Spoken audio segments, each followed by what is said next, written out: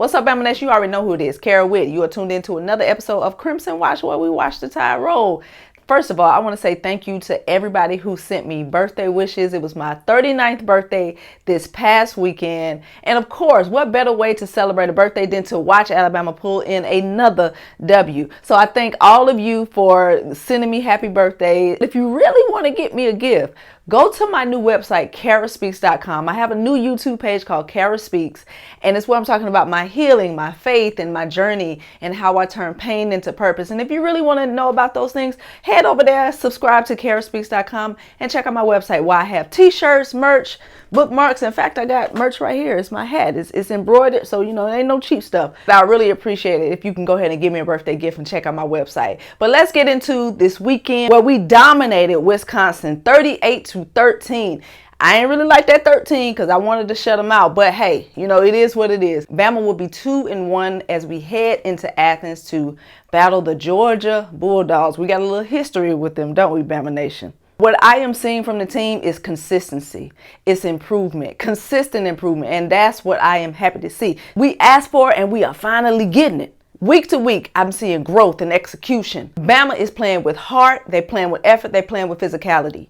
We are getting the improvement that we have been asking for since Florida State week 1. Receivers are finally getting involved. We got ball distribution on point. We got Ryan Williams with 165 yards and 2 touchdowns. Ryan Williams heard the noise. He heard us talking about him. And instead of making excuses, he held himself accountable and he went out there and he executed. He got over 100 yards because he heard everybody talking about, well, Ryan Williams ain't had over 100 yards since we played Georgia last year. Well, he had it this past weekend and he did exactly what we have been asking him. And that's maturity on his part. This is a young guy. He could have went and pouted and moped, but he didn't. He took that. He said, you know what? I'm going to work hard. I'm going to cut my hair and I am going to uphold the standard because that's what he came to Alabama for. So congratulations, Ryan Williams. I want to see you keep improving, keep performing. We're not even going to talk about the drops, okay? We're not going to nitpick and criticize because he did what we asked him to do. He went out there, he caught touchdown passes, and he got over 100 yards just like we asked him. So we're just going to keep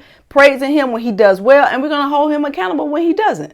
Jeremy Bernard, wide receiver 1 last week, is still that because he's still consistent, Mr. Consistent. He was second with 4 receptions, 62 yards, and 1 touchdown. We can't ask for more from Mr. Consistent. How about Isaiah Horton, who had 5 receptions and 1 touchdown? It's great to see the depths at the receiving corps because this is just going to open up all kind of possibilities, and it's going to really make this offense special with Ty Simpson at the helm. Our offense looks dynamic and dangerous, and it looks like they're starting to put it all together, and that should make a lot of you teams scared, especially Georgia. How about Bray Hubbard with 2 interceptions? He stepped up huge. He heard all the talk from week 1, and Bray Hubbard, you know what? I like you. You're a dog, bro. You're a dog.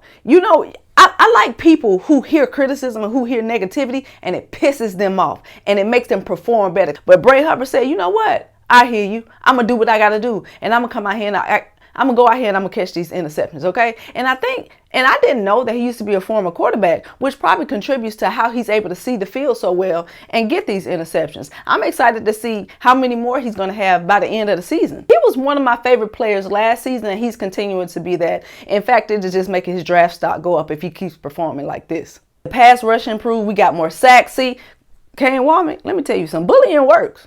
You heard. That's why I say they all heard what we saying.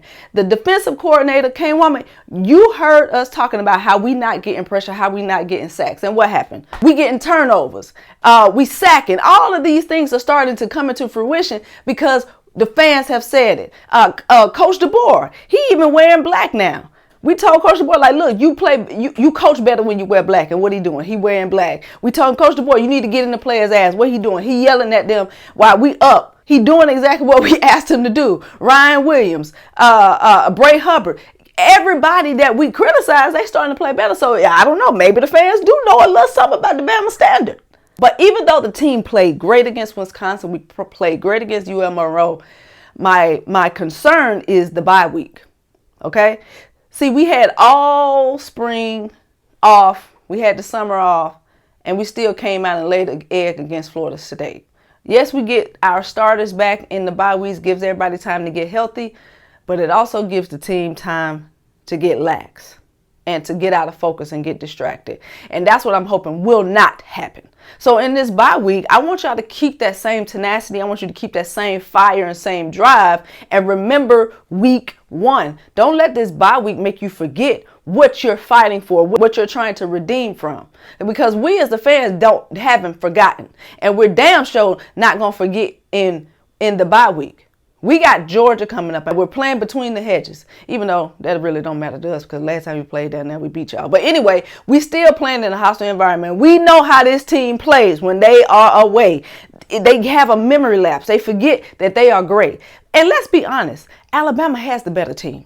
We have the better wideouts. We have the better running backs, and we have the better quarterback. Okay, because Ty is better than that old boy over there. Okay, he's better. Let's not be crazy. He's better. And honestly, we got the better coach. And I respect Kirby. But until he has a winning record against our coach is better.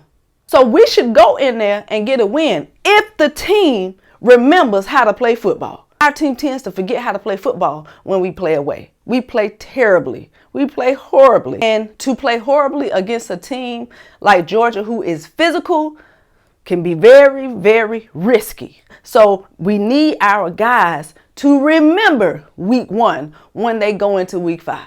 Even though Georgia is physical and can play elite defense at times, especially when they play Alabama, I do remember 2 years ago when their defensive linemen were airborne against our offensive line. Okay?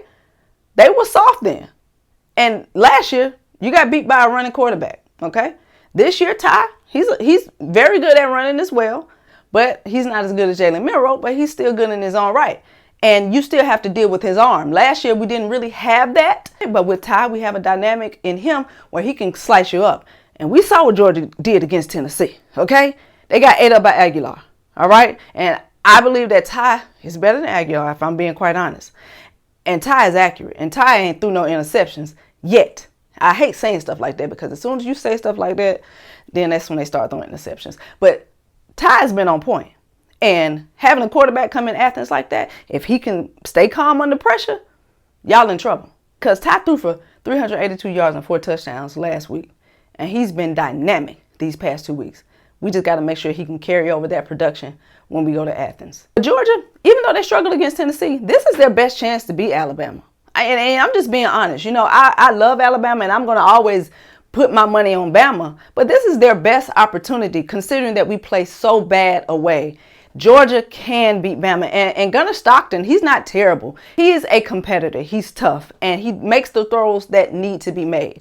Yeah, they're going to do a lot of screens. But he's going to be able to throw down the field. And our secondary is going to have their head on a swivel. Whoever shows up with consistency and effort and toughness, that's who's going to win the game. Now, there were a lot of other things that happened this weekend. A lot of other teams lost. Tennessee, for one. I don't like Tennessee. Okay? So, I dislike Tennessee just as much as I like Georgia. So, to see them lose was absolutely wonderful. Okay? And the fact that y'all were doing the Florida State Chomp, that's loser behavior. Because why are y'all, the SEC, cheering for the ACC? That's real corny. That's why y'all lost. Corny.